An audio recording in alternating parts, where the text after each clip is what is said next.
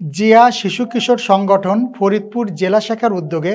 বিএনপির সাবেক চেয়ারপারসন, সাবেক প্রধানমন্ত্রী ও আপসীন দেশনেত্রী বেগম খালেদা জিয়ার রুহের মাগফিরাত কামনা করে দোয়া মাহফিল ও ফরিদপুর সদর ৩ আসনের বিএনপির এমপি প্রার্থী চৌধুরী নায়েব ইউসুফের নির্বাচনী সভা অনুষ্ঠিত হয়েছে।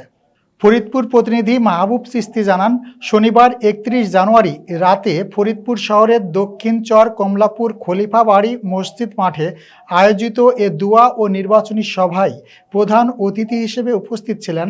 বিএনপির মনোনীত সংসদ সদস্য পদপ্রার্থী, ফরিদপুর ৩ ও জাতীয়তাবাদী মহিলা দল কেন্দ্র কমিটির যুগ্ম সাধারণ সম্পাদক জনাব চৌধুরী নায়েব ইউসুফ। জিয়া শিশু কিশোর সংগঠন ফরিদপুর জেলা শাখার সভাপতি